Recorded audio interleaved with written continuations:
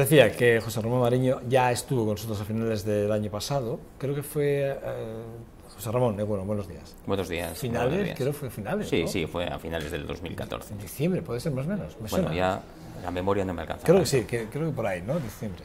Bueno, José Ramón y yo nos conocemos hace mucho tiempo por muchas redes sociales, que les decía al principio, empezamos por ahí y luego ya, bueno, tenemos aficiones comunes, entre otras cosas la escritura y también, como no podía ser de otra forma, el jazz. De hecho, antes casi nos hemos rayado antes de empezar hablando del jazz, de los programas de bueno, este mes estival, ¿no? Exacto, exacto, el fantástico mes que nos sigue. Bueno, que además coincidiremos en Guecho, probablemente en Vitoria. Sí, sí, y seguramente en Donosti también, claro. Sí. Como debe ser. Como no puede ser otra forma. Bueno, José Ramón, bueno, por cierto, economista de ATAC, que, digo, sé que te lo pregunté, pero sí. por volver, como vamos a hablar de ese acuerdo transatlántico del comercio y de la inversión, que es así como se denomina, sí, sí. El TTIP, hemos dicho. TTIP en inglés, en castellano sería Acuerdo Transatlántico de Comercio e Inversión. Vale.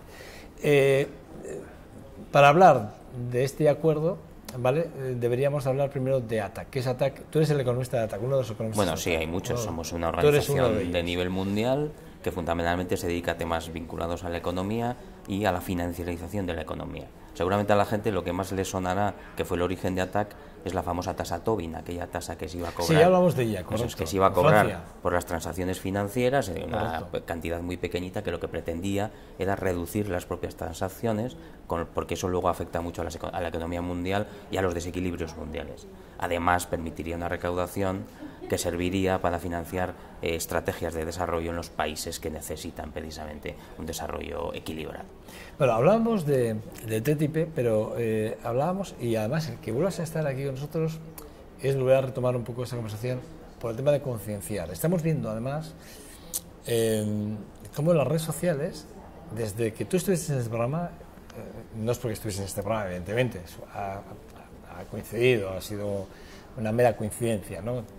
Llegas al 2.5 Gasteiz y parece que hay un boom con la información, ¿no? ¿Qué está pasando? ¿No? Que ese acuerdo que puede perjudicar, que puede tomar decisiones, incluso en gobiernos locales, y que además se escapa al control de los políticos, del derecho a decidir de las votaciones de todos y cada uno, del sistema democrático en el que estamos viviendo ahora mismo, ¿no? De alguna forma, ¿no? Y entonces a mí sí me da la sensación de que desde aquella conversación que tú que tú y mantuvimos en este programa, a hoy han cambiado mucho las cosas, ¿no? De hecho, ahora tú me comentabas fuera de cámara de una votación que se había dado de una forma cuando menos extraña, decías, ¿no? Sí, que se iba a dar, que no se ha dado y que es posible que se dé en los futuros días o en septiembre. Bueno, el cambio fundamental desde aquella época a ahora ha sido que precisamente la movilización ciudadana, la presión social, que incidía mucho en la opacidad, incluso el secretismo del proceso de negociación, ha obligado, en cierto sentido, a la Comisión Europea a hacer públicas documentos y a hacer pública su intervención al respecto. No es que hayamos mejorado excesivamente, porque ahora sí que hay infinidad de documentos, si bien documentos consolidados o la posición norteamericana seguimos sin conocerla, pero cuando menos lo que sí hay es una presencia pública de defensa de la Comisión de este acuerdo que están negociando, y eso se ha debido fundamentalmente a la presión ciudadana. Convendría recordar, por entender un poco el proceso, que la negociación como tal empezó en julio del año 2013 y el primer documento público que se conoció, que fue el mandato de negociación, no se conoció hasta el día 9 de octubre del año 2014, es decir, un año y medio después. Hoy en día, si cualquiera entra en la página web de la Comisión con respecto al TTIP, se encontrará una cantidad ingente de documentos. Muy difícil navegar en ella para el no experto, pero es verdad que ya hay información. Y también es cierto que tenemos a la comisaria Malmström, que es la comisaria de la Unión Europea encargada del caso, haciendo gira casi como una estrella del rock por los diferentes países explicando las bondades de este acuerdo. Pero a su vez, y en este caso vamos a ponernos una flor, la campaña europea por el no, ellos mismos han reconocido que lo estábamos haciendo realmente bien porque no están comunicando las bondades que ellos dicen que tiene y que nosotros decimos que no, pero parece ser que nosotros comunicamos mejor que ellos. Y en esta fase estamos. Yo he hecho una introducción que igual la he hecho excesivamente no sé, redundante, pero es cierto que de alguna forma este tipo de acuerdos, ese tratado, a falta de esa documentación que nos falta por conocer de la parte americana, ¿no? ¿Es verdad que influye en nuestro día a día? Es decir, desde un punto político y social. Sí. Es un acuerdo de estos que se llaman ahora de tercera generación, o acuerdos tremendamente complejos, porque pretenden abarcar casi todos los ámbitos de la vida. O sea, es una estrategia del sistema económico dominante en el sentido de que entienden el libre comercio como una esfera de mercantilización global. Partiendo de ese hecho, el documento como tal, lo que vamos conociendo, lo que se ha filtrado, porque aquí que es como Wikileaks también actúa aquí, es decir, tenemos algunas filtraciones, algunas publicaciones que hay, sí nos orientan hacia qué es lo que se pretende en el fondo. Al margen de las cuestiones geoestratégicas, que si lo estimas conveniente podemos comentar luego un poco, además de eso, el acuerdo como tal tiene dos elementos que afectan a esto que podemos llamar la soberanía en la capacidad de decisión fundamentales. Uno son los famosos tribunales de arbitraje e inversor-Estado, el ISDS, que es por lo que lo conoce la mayoría, que es el principal elemento de controversia en este momento entre los diferentes países, y otro es un organismo de cooperación regulatoria, que suena como muy técnico, pero que en el fondo lo que acaba determinando es que las partes más sustantivas del acuerdo los van a decidir unos burócratas, y que no se entienda con tono peyorativo el concepto burócrata, sino en el sentido de que son personas no elegidas y que luego sus decisiones no son sometidas al escrutinio público. Y estamos hablando de cuestiones como el principio de precaución, como la regulación financiera, como la soberanía alimentaria, como el fomento del empleo, todo este tipo de cuestiones. Y aquello que no esté en el propio acuerdo lo va a decidir el órgano de cooperación regulatoria. Incluso estamos hablando de elementos que evaluamos hoy en día, pero también ese órgano de cooperación regulatoria pretende determinar la vinculación al comercio, la afectación al comercio de cualquier cosa a futuro. Y estoy pensando, por ejemplo, para que se entienda, cualquier cuestión de innovación tecnológica serían ellos los que lo decidirían. Y para que se entienda más fácil, si estuviésemos en la época pre-internet, sí, entonces el tratado recogería nada de internet, obviamente, porque no existía cuando se aprobó, y luego cuando surge, y hablo de internet para que se entienda la importancia que tiene en general en todo, serían este órgano de cooperación regulatoria el que introduciría todas las variables vinculadas a internet en el propio acuerdo, obviamente respondiendo a los intereses dominantes. ¿Eso no es una injerencia? Sí, pero en cierto sentido... Es decir, en las políticas, por ejemplo, porque sí que, claro, oyéndote, a mí me preocupa, ¿no? Porque en el fondo sí que de alguna forma están decidiendo. O sea, ¿qué capacidad tiene el gobernante, a partir de que ese tratado se le eche adelante? ¿Qué capacidad tiene el gobernante, por ejemplo, cualquier gobierno local o autonómico de decisión en algunas materias? Pues en algunas muy limitado, porque aquella decisión, por ejemplo, que se tome, que afecta... Hablábamos, hay una pregunta que hay... Por ejemplo... La sanidad, por ejemplo, que es algo que se está hablando mucho. Sí. ¿Cómo puede...? En las redes sociales estamos viendo que el TTIP, o sea, ¿cómo podría influir? Lo estamos viendo en las redes sociales, sí. ¿Cómo puede influir en la sanidad, por ejemplo? En la sanidad, en la privatización. Entonces, en la medida en que los servicios públicos tiendan a ser privatizados, en los tribunales de arbitraje, los órganos de cooperación regulatoria, lo que establecen es la imposibilidad de la reversión. Entonces, un gobierno concreto decide privatizar la sanidad, elementos concretos de la sanidad, luego el riesgo o el gran coste que tendría la reversión la imposibilita, además de establecer cláusulas que impiden esa propia reversión. Es decir, el siguiente gobierno no podría volver a hacer pública la sanidad. Y estamos hablando de servicios públicos. Y cuando hablamos de servicios públicos, estamos hablando fundamentalmente de aquello que la sociedad ha decidido dotarse como un bien común, como un bien global que tiene que afectar a todos, que no es susceptible de ser privatizado, mercantilizado, y cuyo objetivo central sea la maximización del beneficio. Fíjate, estamos hablando de que esa decisión no la tomaríamos nosotros. No. Vendría de terceros. Podríamos tomar la decisión de renacionalizar, por decir de alguna manera, la sanidad, pero inmediatamente recibiríamos unas demandas multimillonarias ante los tribunales de arbitraje, que son tribunales temporales en el sentido de que no afectan a nuestro territorio, están por encima. El otro día me hablabas antes, además me gustaría que lo contases a cámara, ¿no? Porque me lo has contado a mí en privado, pero sí creo que se puede hacer público porque es algo que ha sido público. el otro día algo bochornoso, ¿no? Lo que pasó en el Parlamento Europeo. Quiero decir, el presidente, ante una situación de decir que esto podría ser una victoria pírrica y por lo tanto una derrota encubierta de alguna forma, efectivamente. Es mejor no votar, ¿no? Sí, el Parlamento Europeo tomó la decisión a finales del año 2014 de iniciar en la Comisión de Comercio Internacional, que se llama INTA, de evaluar y hacer una toma de posición con respecto al tratado. Después de 3 o 4 meses de deliberaciones, de un documento inicial, de enmiendas, de posiciones de todo el resto de comisiones que existen en el Parlamento Europeo, llegó a un consenso de documento en el que fue aprobado por 28 a 13 votos. Ese documento fue aprobado con el voto del Grupo Socialista. Pero cuando luego se llevó al Pleno de Estrasburgo, que es quien tenía que ratificar la toma de posición respecto a ese documento, con la presión ciudadana, el Grupo Socialista se fracturó. Y como el Grupo Socialista se fracturó y no estaba garantizado que saliese la propuesta de la Comisión, entonces el presidente decidió retirar la votación. Porque claro, en este caso, aunque hubiese ganado, una victoria por 1, 2 o 3, 4 votos no es significativa, porque estamos hablando de una toma de posición global del Parlamento ante el otro negociador, que son los Estados Unidos. La cosa llegó a más bochornoso todavía, porque además de retirar la votación con la excusa de que había demasiadas enmiendas y por lo tanto había que volver a la comisión para evaluar esas enmiendas, es que ese mismo día de la votación, además de no votar, se impidió el debate, porque todos los grupos que estaban en contra de ratificar ese tipo de acuerdo, por lo menos solicitaban que hubiese debate. Bueno, pues el Grupo Popular, más una parte del Grupo Socialista, más el ALE, decidieron que ni siquiera hubiese debate.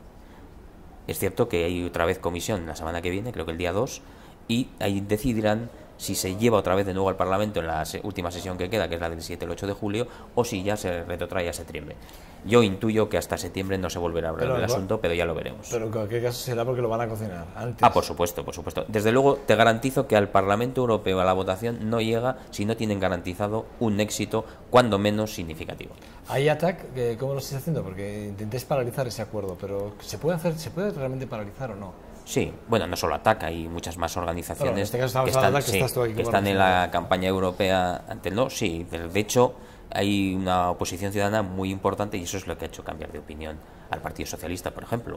Es decir, el europeo e incluso el español, que también tiene serias discrepancias. No se habla, No, bueno, no se quiere hablar, se hablan de otras cosas. Empieza a hablarse más, ¿eh? Si coges los medios generalistas que hasta ahora no decían nada, pues últimamente empiezan a decir algunas cosas. Yo empiezo a escucharles a las fuerzas minoritarias. Escucha a Podemos, Izquierda Unida, sí que lo tiene además. Podemos está muy metido, está intentando hacer mucha presión, está ejerciendo mucha presión. Sí, bueno, digamos que toda la oposición a la izquierda del PSOE toda la izquierda, está prácticamente en. Y el PSOE está quedando un poco, que es por donde tú el PSOE tiene una parte que es claramente contraria al acuerdo y hay otra parte que es favorable al acuerdo. Son las dos almas del PSOE, tampoco es ninguna novedad.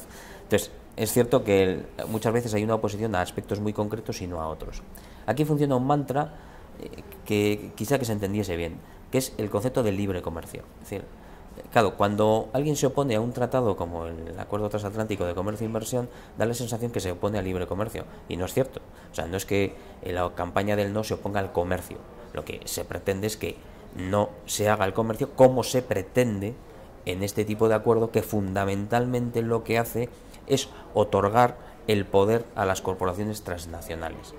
Eso es lo que es ese modelo de comercio, ese modelo de sociedad es a lo que realmente se oponen los no partidarios del TTIP.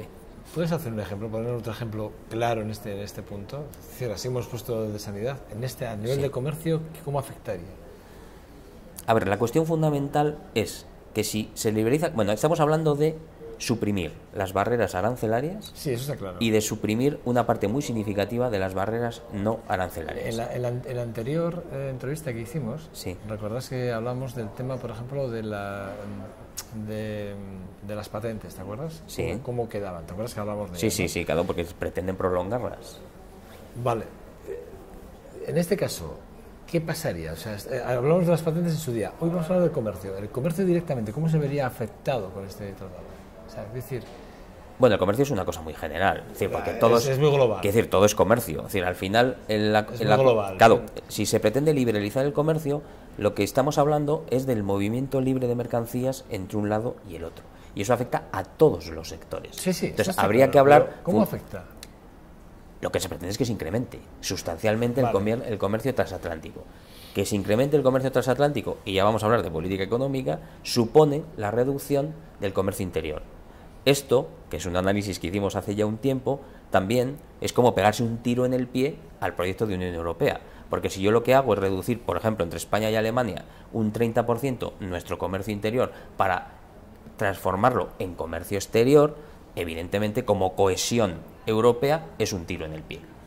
Eso es uno de los elementos claves. Es verdad que hay estudios alternativos que ha hecho una universidad americana, críticos también con el acuerdo, en el que incluso dicen que no se va a aumentar el comercio, pero yo no voy a hacer el juicio sobre lo que ellos dicen, pero también los hay que dicen que no se va a incrementar. Pero fundamentalmente la liberalización lo que va a afectar es a determinados sectores estratégicos. Hablemos del sector agrario. Por ejemplo, si tenemos nuestra agricultura, una agricultura basada fundamentalmente en el factor humano, es decir, el input principal de nuestras explotaciones agrarias son los baserritarras. El input principal de las explotaciones agrarias norteamericanas es el factor capital, y entiéndase factor capital como maquinaria. ¿Por qué? Es una obviedad. Una explotación nuestra, europea, de media, tiene 13 hectáreas. Una explotación media norteamericana tiene 170 hectáreas. Una explotación nuestra, europea, tiene un montón de limitaciones sobre el uso de pesticidas, agrotóxicos, etcétera, etcétera, etcétera. Una explotación norteamericana no tiene casi ninguna limitación de ese tipo. Porque nosotros tenemos, Europa en general, tiene un planteamiento de la trazabilidad total desde el campo a la mesa. Ellos realmente les preocupa especialmente cuando llega al supermercado, no en las fases previas. Entonces, ¿cómo competimos un sector agroindustrial con un sector basado en la fuerza del trabajo? Imposible. La única manera sería generando en nuestro lado concentración agraria para poder hacer mayores inversiones en capital.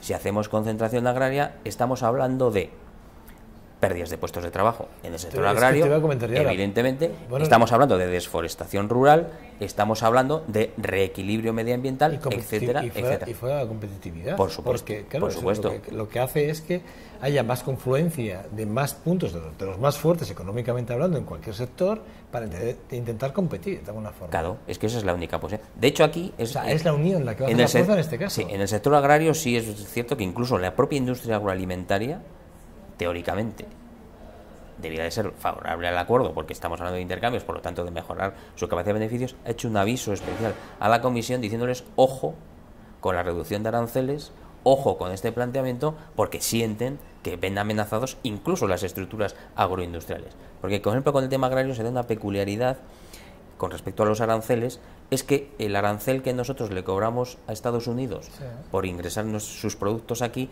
es más alto que el que nosotros pagamos por llevárselos allí. Hay casi un 20% de diferencia. Curioso. Bueno, el caso es que lo que sí que está claro es que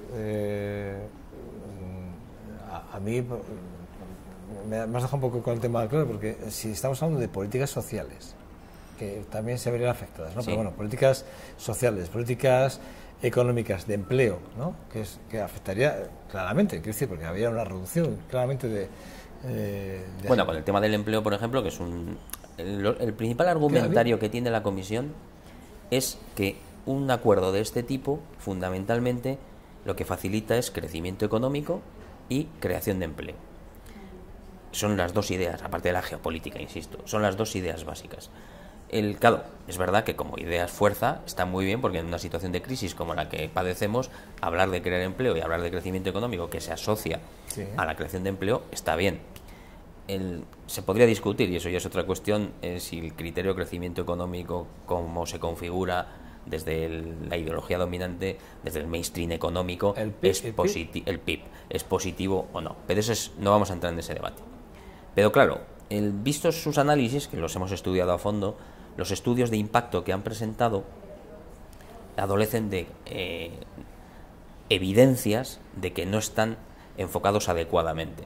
y los hemos analizado a fondo. Es decir, se plantea un crecimiento del Producto Interior Bruto del 0,5%.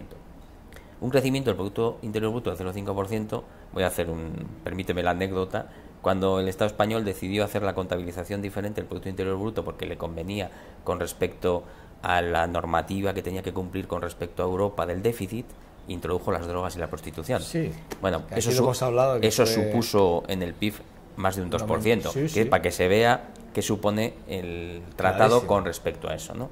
Pero es que además de este detalle habría que añadir algunos aspectos colaterales, y es que si se reducen, porque es el planteamiento que se hace, las barreras arancelarias al 0%, es decir, se reducen el 100%, estamos hablando de una pérdida de recaudación de la Unión Europea de 20.000 millones de euros. Y 20.000 millones de euros que no tiene ya la Unión Europea implica que los Estados tendrían que hacer aportaciones adicionales para cubrir su presupuesto. Presupuesto que fundamentalmente se destina a la política agraria común, a las políticas sociales, etcétera. Con lo cual ya estamos haciendo una ligera redistribución de políticas sociales hacia beneficios empresariales. Y ahora vamos aquí, o sea, yo sé la cabeza, ¿cómo me va a afectar a mí en mi vida diaria? Bueno, te va a afectar en varias cosas. Por ejemplo, algo que ya se está padeciendo en las condiciones laborales. Por ejemplo. Un paréntesis. Sí. O sea, es que te iba a hacer otra pregunta que iba aparejada con esta, y era esto que vas a decir. Es decir, entendemos que las reformas actuales, que digamos, y ahora vamos a hablar también de Grecia, y porque Grecia, no siendo igual que España, sí que es verdad que como que parece ser que todos los parámetros son muy parecidos para toda la comunidad económica europea. Grecia, Italia, Portugal, España y Irlanda somos los PICs, que llaman así como acrónimo. Puede ser que, y sin que salgas del argumento en el que estabas, por favor, pero quiero que lo tengas en este paréntesis, que mantengas también si las medidas de austeridad, de recortes, que se están aplicando o se están mandando que se apliquen, copagos, pensiones, aumentos de impuestos para España, Grecia, etcétera, esas medidas tienen que ver o están yendo ya en camino hacia lo que puede ser ese tratado. Sí, bueno, sin que te salgas lo que estabas explicando. No, entiendo lo que dices. Es que es lo mismo. O sea, en el fondo... O sea, estás hablando de mí, de cómo va a afectar, y aparte, esas medidas. No, entiendo lo que dices. A ver, el acuerdo transatlántico está en la misma dirección que las políticas de austeridad. En la misma, porque responden al mismo modelo de política económica que en este caso quienes gobiernan en Europa pretenden implantar.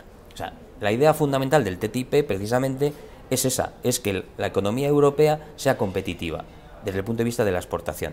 Y para que sea competitiva desde el punto de vista de la exportación, ¿qué es lo que deciden? Reducir los salarios nominales y aplicar políticas fiscales de austeridad. Claro, la cuestión está si Europa tiene que competir con China, siguiendo el modelo chino o modelo de alto valor añadido. Si la opción, y a algunos países es la que les queda, es competir con el modelo chino, lo único que se puede producir es eso, reducciones sistemáticas del salario nominal. Pero es que eso lo llevamos padeciendo 2 o 3 años, o 4 o 5. Los salarios nominales que hoy se tienen en el Estado español son bastante menores que los que había antes. Las condiciones laborales con las reformas sucesivas son bastante peores que las que el camino está marcado, porque no deja de ser todo una estrategia global. A modo de comentario, que es una de las cosas que dice Europa que le va a exigir a Estados Unidos en la negociación, Estados Unidos solo ha firmado 2 de los documentos básicos de la Organización Internacional del Trabajo, 2 de 8. Europa ha firmado los 8, ellos 2 de 8. Y entonces yo le digo a la gente, cuando nos ponemos 2 personas a negociar sobre algo, se negocia hacia que el que tiene peores condiciones globales adquiera las mejores condiciones con todo ese coste que tiene para su economía, y cuando hablo de economía hablo de sus ricos, o se negocia siempre a la baja. La respuesta es obvia, siempre las homogenizaciones son a la baja, hacia el mínimo común denominador, y esa es la obviedad. La Unión Europea nos pide la fe del carbonero, aquella que decía que lo digo yo, y si lo digo yo me tienes que creer. No, las pruebas, los hechos demuestran que lo que tú dices sí responde a un criterio muy concreto, que es hacia la potenciación de unas élites económicas, porque ojo, crisis tenemos, pero nuestras empresas del IBEX cada vez ganan más dinero. el ratio... Ahí tenemos Euskaltel, que claro, bueno, vamos a hablar luego, el pelotazo de Euskaltel ya es, en fin, sin comentarios. Luego lo vamos a hablar en la tertulia, pero fíjate tú, el pelotazo con dinero público, más de 12.000 millones de euros creo que eran. Bueno, eso, perdón, más de 12.000 millones de pesetas de las antiguas pesetas, porque fueron el 95. Claro, eso también es una cuestión de política, se le puede hacer una crítica al gobierno vasco, es una cuestión de política industrial. O sea, estamos también tendiendo un poco hacia crear empresas transnacionales, eso sí, con chapela, ¿no? Pero bueno, eso ya Arantxa Tapia tendrá mucho que decir al respecto. Es decir, es un poco en esa dirección, ¿no? Entonces, ahí te va a afectar, por ejemplo, el deterioro que ya se padece, sistemático de las condiciones laborales, va en la línea que se pretende consolidar en acuerdos de comercio como este, por ejemplo. Increíble. Sí, es lo que hay. Increíble. Ya sé que suena generalmente muy pesimista. Bueno, ¿y en qué punto nos encontramos ahora mismo? ¿En qué punto? Pero de real. La negociación. O sea, pero sí, de negociación, pero real, ¿eh? O sea, bueno, no ficticio. Voy a utilizar palabras del propio jefe negociador, que es Jaime García Bercero, que es un español. El jefe negociador dijo hace ya 3 meses que hasta el verano se iban a negociar aspectos de tipo técnico y que a partir del verano se iban a empezar a negociar las partes verdaderamente conflictivas. Entonces, la idea, la previsión que se maneja es de finalizar el documento de negociación para finales del año 2016. Bien es cierto que el grupo de los más ricos, el G7, en su última reunión pidió acelerar la negociación del acuerdo. Bien es cierto que el Senado norteamericano acaba de aprobar la fast track, que le llaman ellos, que es darle la autoridad al presidente para firmar acuerdos rápidos. Se le acaba de dar a Obama, con lo cual también se facilita esa posibilidad de firmar más rápidamente. Ahora, yo entiendo que antes de finales del 2016 el acuerdo no llegará a consolidarse como documento. Ahora, ya veremos. Nos jugamos mucho, ¿no? Sí. Nos jugamos fundamentalmente, digan lo que digan, porque yo ayer le oí a la comisaria Malmström hacer una declaración grandilocuente con respecto a que, además la tendrás en el Twitter, ya que veo que lo manejas, si buscas comisaria Malmström te sale, a que dijo en Francia que los derechos humanos y que el modelo social europeo medioambiental no estaba en cuestión, no era negociable.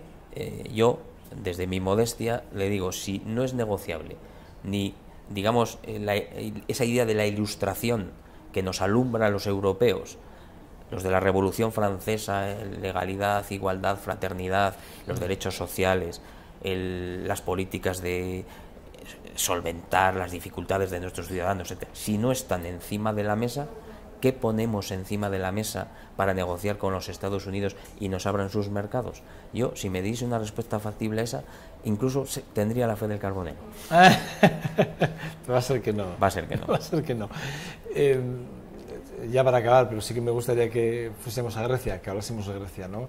La decisión de aceptar, digamos, esa presión. Hay gente que dice, he leído de todo, me he leído una crónica, no recuerdo quién la ha escrito, en 5 días, el de hoy al de ayer, en el que hablaba de que en el fondo Syriza tampoco ha hecho una mala negociación, es decir, que no ha negociado mal, que donde ha jugado mucho ha sido a los plazos,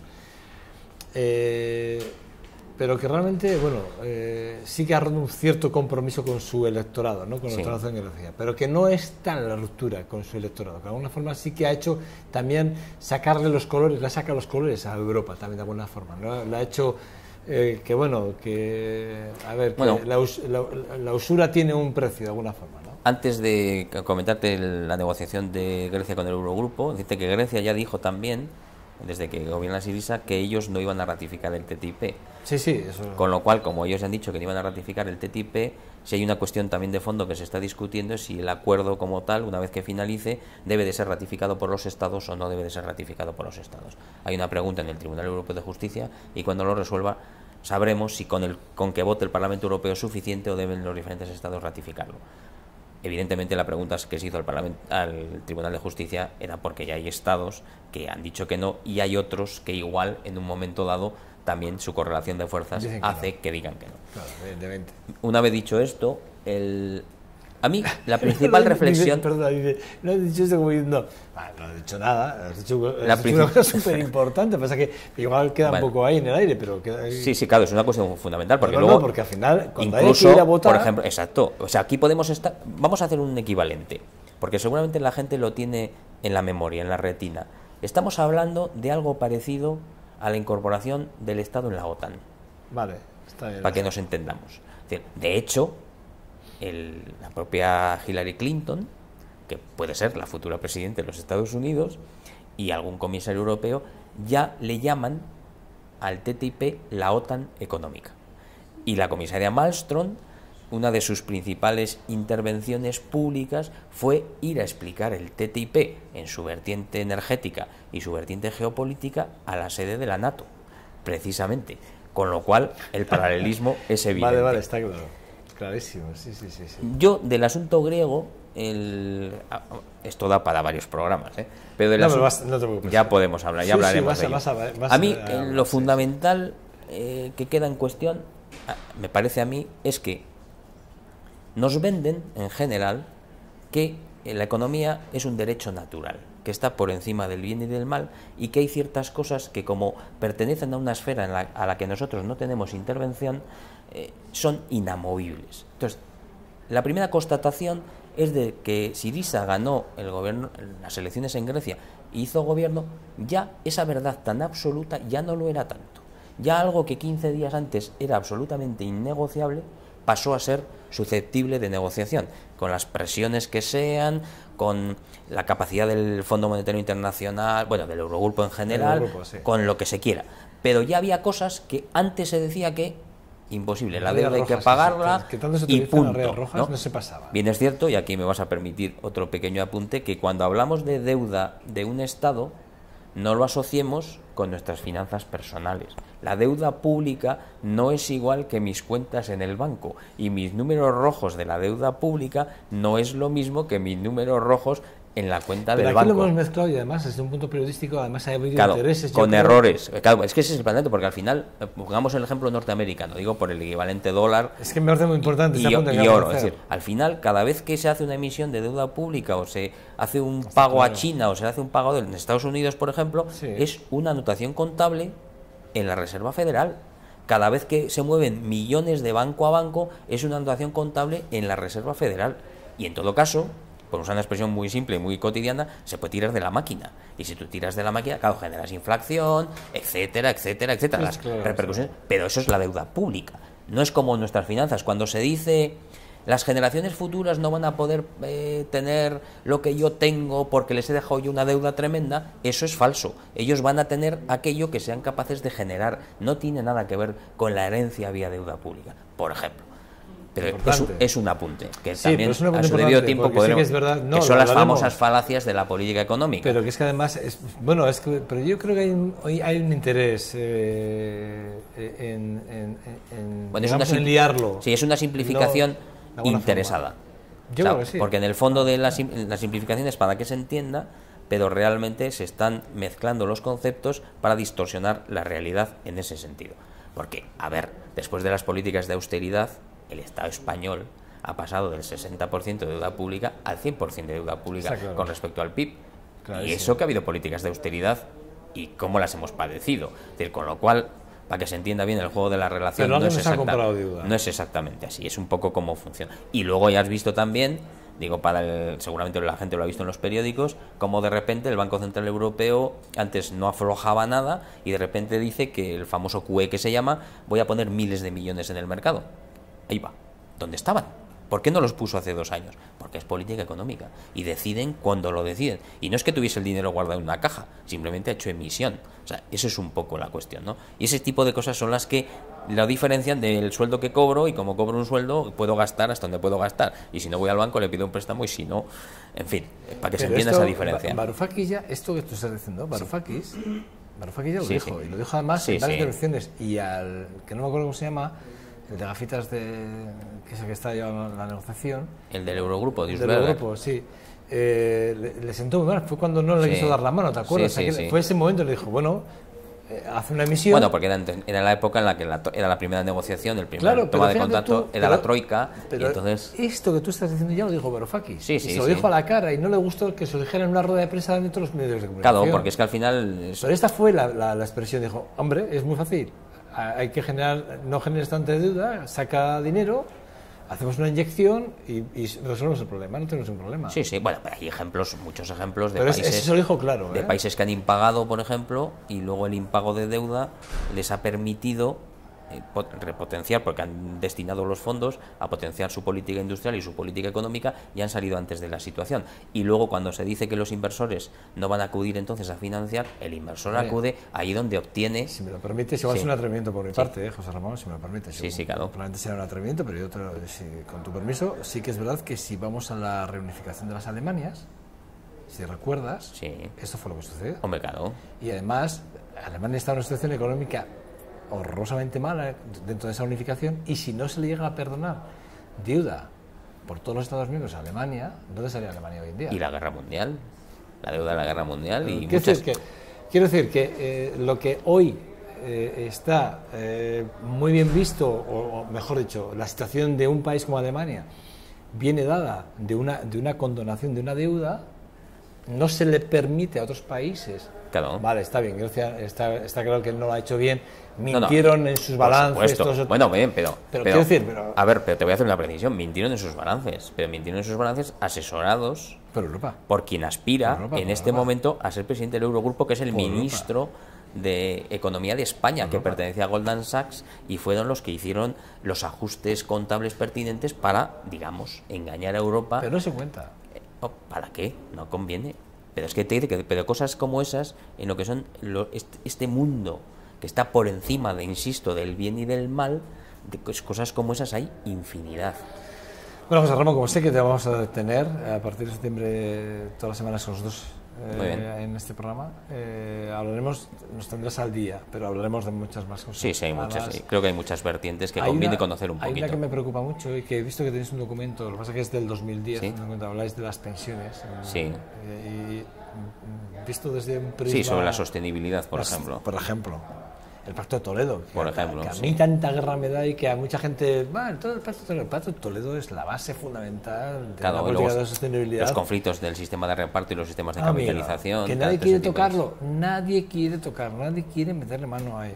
Nadie quiere meterle mano. Pero el gobierno está usando la caja.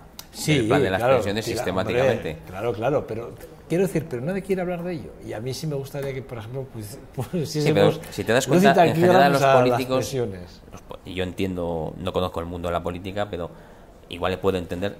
Fíjate que hay cantidad de cosas que no abordan. No. Cantidad de cosas. Sí, pero a ver, porque es que hablamos de votos, amigo. Sí. Hablamos de votos. Y de lobbies.